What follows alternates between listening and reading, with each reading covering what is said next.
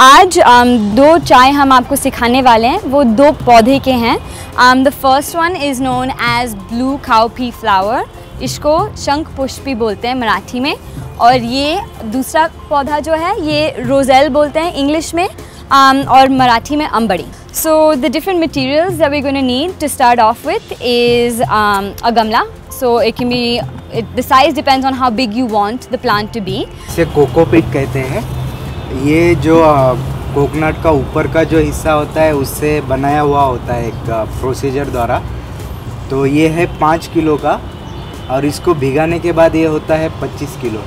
तो इसमें हम मट्टी बहुत कम मात्रा में डालते हैं, ताकि हम छत पे या गैलरी में कर रहे हैं तो वो कंटेनर जो है वो ज़्यादा हेवी नहीं होना चाहिए। Okay, so now we're going to fill the gamla. First we're going to line it with filter sheet at the bottom.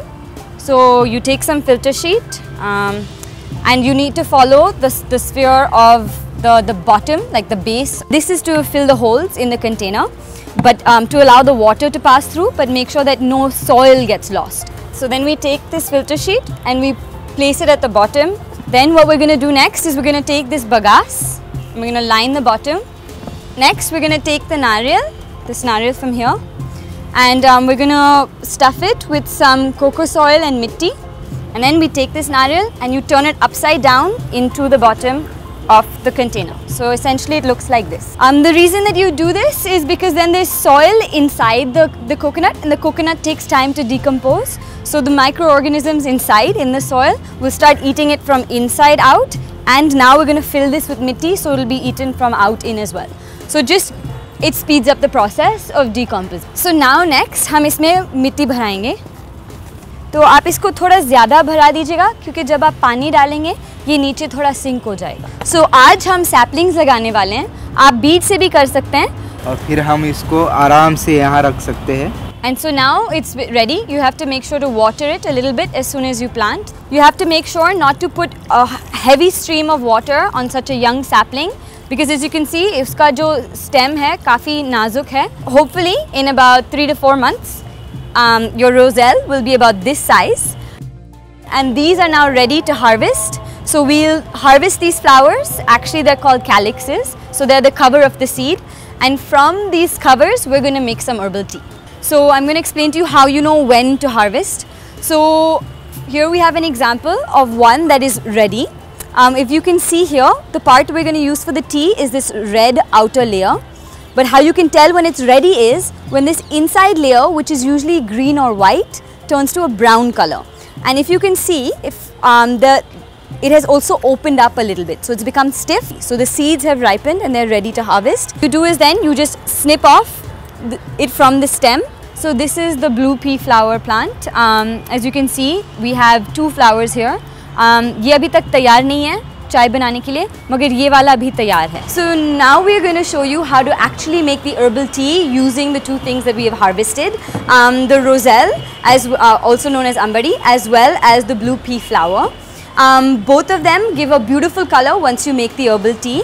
In addition to that, we know that nothing has gone into them, so no pesticides, no herbicides, no fertilizers that are chemical in nature. So that's another bonus. But also, each in their own right are really good for you, for your health wise. Roselle is really high in iron and vitamin C.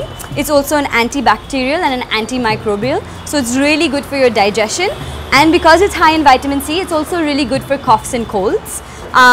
The blue cowpea flower is really good for you because it stimulates hair growth, and it's also supposed to be a memory enhancer. So we're going to start with the roselle, and we're going to start by taking apart the part of the plant that we're going to use for the herbal tea. As we explained to you earlier, it's the outer layer that is this deep and gorgeous red color. और अब गणेश आपको दिखाएगा कि ये चाय कैसे बनते हैं। अंबाड़ी को हमेशा यूज़ करने से पहले धो लेना चाहिए अच्छे से। और अब मैं 4 लोगों के लिए चाय बनाने जा रहा हूँ। तो 4 लोगों के लिए मुझे लेना है 1 मुट्ठी। फिर इसे हम इसमें डालेंगे, और फिर उसके बाद 4 लोगों के लिए 4 गिलास पानी डालेंगे।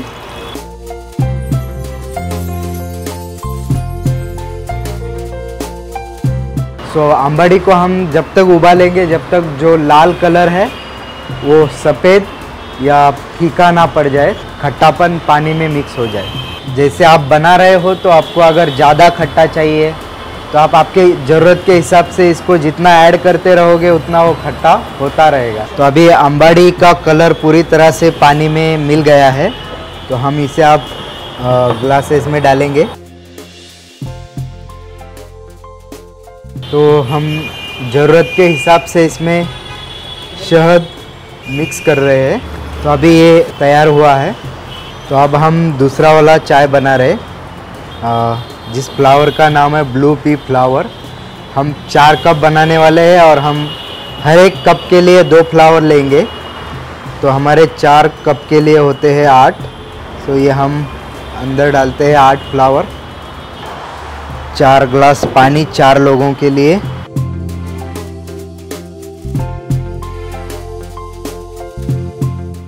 इसको एक 5 से 6 मिनट उबालेंगे ताकि वो पूरा पानी ब्लू कलर का होना चाहिए।